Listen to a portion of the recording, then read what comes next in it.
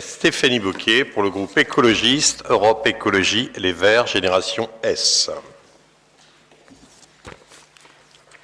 Oui, Madame la Présidente, chers collègues, Mesdames, Messieurs, la Convention 4 qui nous occupe en cette fin de matinée porte une logique forte de performance visant, je cite, la mobilisation au plus vite du parcours le plus pertinent, notamment par l'engagement d'une prise en charge sous 15 jours de tous les allocataires du RSA, et pose question sur la qualité du parcours d'accompagnement proposé. Oui, pour une entrée rapide dans le dispositif RSA, non à la précipitation, et ce pour définir le meilleur parcours qui soit, celui-ci devant être adapté à chaque allocataire. Monsieur le Président, vous parliez tout à l'heure d'Amazon, et vous parliez de volume. Vous disiez volume, nous disons personne.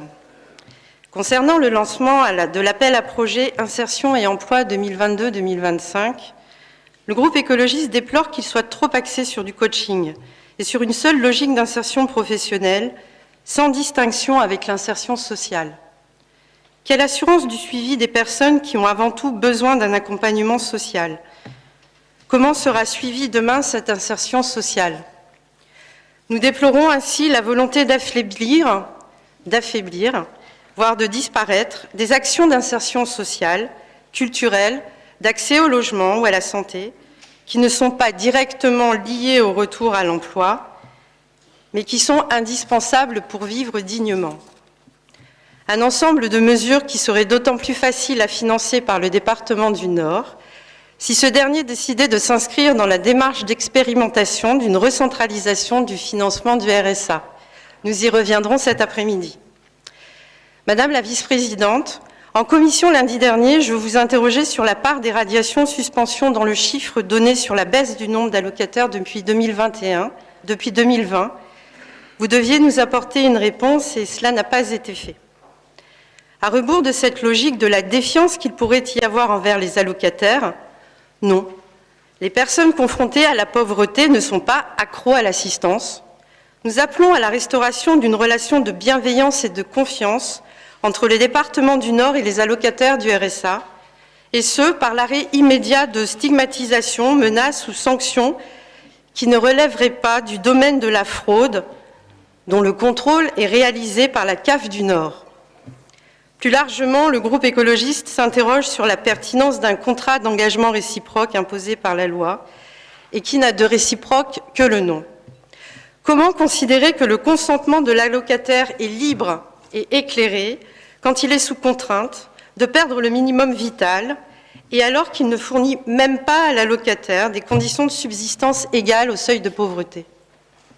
De plus, parce que la présente délibération n'en parle pas, nous appelons à renforcer la lutte contre le non-recours au RSA, quand on sait que près d'une personne éligible sur 3 n'a pas accès au RSA en France, selon le Secours catholique. Aucune mention non plus quant à la gouvernance pour le pilotage de cette convention. Quelle sera la place des allocataires principaux concernés? Enfin, à rebours de la logique de cet appel à projet, le groupe écologiste appelle la majorité départementale à faire preuve d'innovation sociale en expérimentant localement et en soutenant la généralisation au niveau national de dispositifs tels que la garantie à l'emploi, visant à employer tous les chômeurs volontaires dans des projets définis localement et ciblés sur les emplois nécessaires à la transition écologique et au renforcement du lien social. La mise en œuvre de cette garantie à l'emploi passe par une généralisation de l'expérimentation territoire zéro chômeur, un soutien renforcé aux structures de l'économie sociale et solidaire, notamment aux contrats d'insertion au sein de structures de l'insertion par l'activité économique et la création de nouveaux contrats aidés.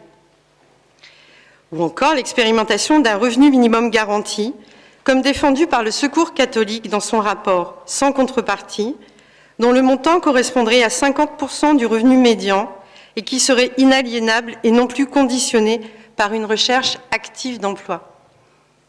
Enfin, l'expérimentation du revenu solidarité jeune, comme mis en place par la métropole de Lyon, en attendant l'ouverture du RSA aux jeunes de 18 à 25 ans, sans condition, contrairement au contrat engagement jeune récemment présenté par le gouvernement.